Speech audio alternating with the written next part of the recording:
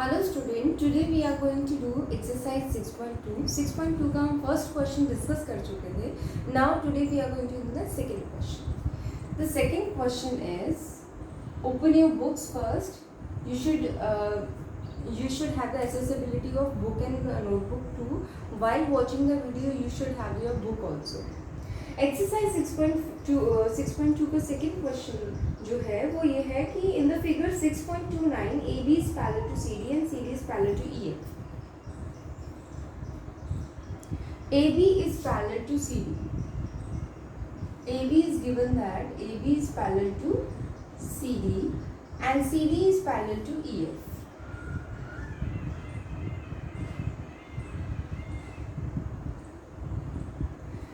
बच्चों आपकी जो बुक में एक प्रॉपर्टी और भी गिवन है. एक प्रॉपर्टी और भी मेंशन है कि अगर एक लाइन किसी दूसरी लाइन के पैरेलल है और दूसरी लाइन किसी तीसरी लाइन के पैरेलल है तो फर्स्ट और जो थर्ड है वो दोनों लाइंस भी आपस में पैरेलल होती हैं. And one more transversal is also given here. This is x and this is y and this one is z. It has been given that y and z are in the ratio of 3:7. तो y और z का आपको पता है कि 3:7 में आपको given है. You have to find the value of x, y and z. सबकी वैल्यू फाइंड करनी है. अब आपको ये पता है कि जब भी ऐसे रेशियो में वैल्यू गिवन रहती है तो रेशियो में वैल्यू जो गिवन रहती है उसको हम x फॉर्म में लेट करते हैं. डायरेक्टली हम नहीं करते, या एक्स वाई जेड या कोई भी वेरिएबल की फॉर्म में लेट कर सकते हो. तो हम जो हमारी गिवन वैल्यू से स्टार्ट कर रहे हैं. Let the angles y and z are 3s and 7s. तो हमने ये ले लिया y जो है वो 3s है और z जो है वो 7s है. अब y और z की वैल्यू हमें पता चल गई. अब y और z की वैल्यू आपको पता चल गई. Now how will you find the value of x की वैल्यू फाइंड करने के लिए आपको सबसे पहले पता होनी चाहिए कि y और z कितना है. Then after applying the interior angle property you can find the value of x because the x plus y will be supplementary. That's why if you can able to find the value of y then you will be able to find the value of z also. जितना y है वही उतना ही angle ये वाला भी होगा. क्यों होगा? Because these angles are vertically opposite angle. Can you write it also y लिख सकते हैं हम इसको. सो y प्लस z जो होंगे वो सप्लीमेंट्री होंगे. ऐसा क्यों होगा? क्योंकि किसी भी दो पैरेलल लाइन में इंटीरियर जो एंगल्स होते हैं उनका सम हमेशा सप्लीमेंट्री होता है. So y plus z will be equal to 180 degree.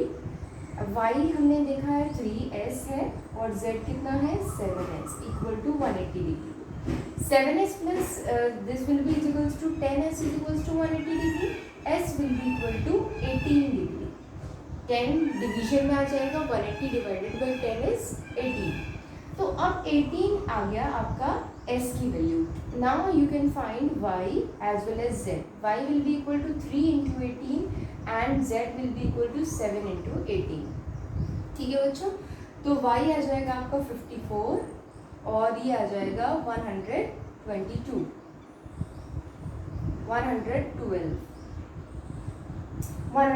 आ गया. z और y की वैल्यू फाइंड हो गई. Now you can find the value of x2. x की वैल्यू फाइंड करने के लिए क्या करना पड़ेगा? x plus y should be equal to 180 degree. तो x plus y is equals to 180 degree होगा और जिसमें y हमें पता है कि 54 है. x कितना हो जाएगा 180. x will be equal to 180 minus 54 that is equals to 126. तो ये आ जाएगी आपकी values of x, y and z. Now question number 3 आप लोग होमवर्क करेंगे. Now I am explaining you question number 4. Question number 3 is homework.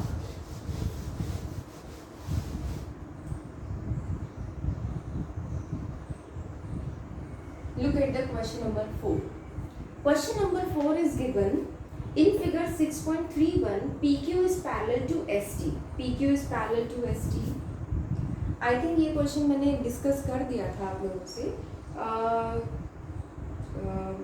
Previous जो video है उसमें मैं एक्सरसाइज एक बार कर चुकी हूँ. तो आप हम ओरली यहाँ पे क्वेश्चन डिस्कस कर रहे हैं, ओरली डिस्कस करके हम जो लास्ट वाला क्वेश्चन बचा हुआ था we are going to discuss that one. तो इस वाले क्वेश्चन में PQ is parallel to ST is given, PQ is parallel to ST and this type of figure has been given P, Q, S, T and R and the values of 110 और 130 given। तो इससे पहले वाली video में भी मैंने ये question explain किया हुआ है but in a different manner. उसमें हम लोगों ने इन दो पैरेलल लाइंस को एक्सटेंड किया है but now we are going to do a construction. हम यहाँ से एक लाइन ड्रॉ करेंगे that will be parallel to PQ as well as to ST। अब PQ के पैरेलल ये वाली लाइन है और ST की भी पैरेलल है, तो ये हाफ ऑफ पोर्शन हो गया। देखो अगर ये वाली लाइन इसके पैरेलल है तो इन दोनों एंगल्स का जो सम है वो 180 डिग्री आएगा। 180 डिग्री आएगा, इट मीन्स आप 180 में से 110 माइनस कर दोगे तो ये आ जाएगी value 70 degree. Similarly this line is parallel to this one, तो इन दोनों का सम जो वो 180 डिग्री होगा। 180 माइनस 30 करोगे तो ये आ जाएगा 50। अब ये जो तीन एंगल्स बने हैं 1, 2 एंड 3, ये तीनों एंगल्स का सम 180 डिग्री होगा because these are 3 angles are lying on a straight line and with the same initial point. तो 170 plus 50 is 120, 180 minus 120 will be equal to 60 degree. तो यहाँ से आप लोग फाइंड कर सकते हो। एक दूसरा प्रोसेस ये भी है जो मैंने बोला था कि मैं दोबारा एक्सप्लेन कर दूंगी, that's why. Okay, now question number 5 is also your homework. Question number 3 and question number 5 you have to do it in your homework copy. We have discussed these questions in live class also. So now we are discussing question number 6.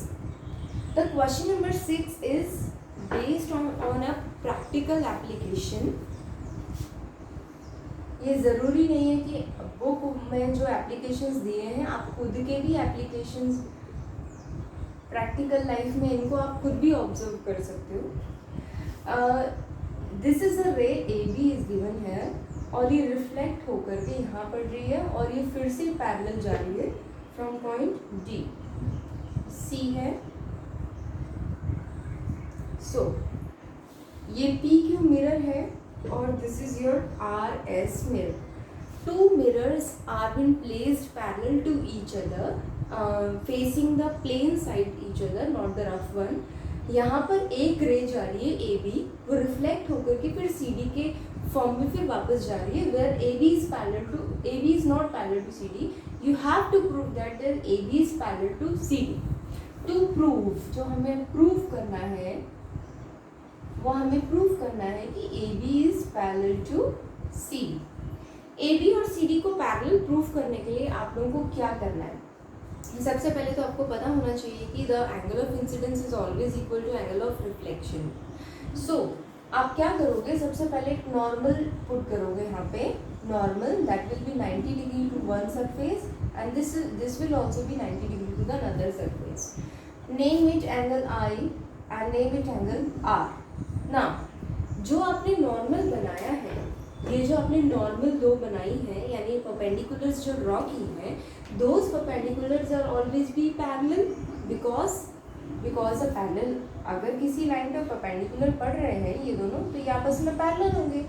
तो ये दोनों perpendicular जो होंगे ये perpendiculars आपस में parallel होंगे। Parallel होने की वजह से, ये ट्रांसवर्सल होने की वजह से angle I will be equal to angle R।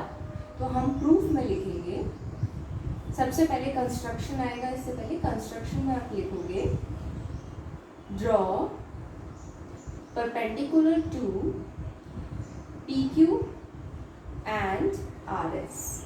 Perpendiculars to PQ and RS, दो परपेंडिकुलर्स डाल दिए हमने PQ पे और एक RS पे through point B and C, B point और C पॉइंट पर। नाउ प्रूफ देखो, प्रूफ में क्या आएगा, अगर परपेंडिकुलर है सो वी नो, इसका कुछ नाम रख देते हैं, suppose this is L and this is M। L is parallel to M, so angle I will be equal to angle R since alternate interior angles, ये दोनों एंगल्स इक्वल होंगे. सो अगर हम इनका डबल कर दें, double of angle I will be equal to double of angle R, that is angle A, angle B will be equal to angle C. अब double क्यों किया? डबल हमने इसलिए किया क्योंकि परपेंडिकुलर जो नॉर्मल होती है वो नॉर्मल हमेशा दो इक्वल पार्ट में इसको डिवाइड करती है. तो जब हाफ एंगल इक्वल हो तो डबल एंगल इक्वल होगा. अगर एंगल बी एंगल सी के इक्वल आ गया, इट मीन्स दैट कि ए बी और सी डी, देखो बच्चों यहाँ पर ये है. अगर ये दो लाइंस को हमें पैरेलल करना है जिनमें मैंने एरो लगाया है, तो इनके ये अल्टरनेट एंगल्स बन रहे हैं. अगर हम इन दोनों अल्टरनेट एंगल्स को इक्वल प्रूफ कर देंगे, then we can say that A B is parallel to C D, क्योंकि vice versa is also true. If two lines are parallel then alternate angles are equal. If alternate angles are equal then two lines are parallel. तो दोनों vice versa दोनों true है.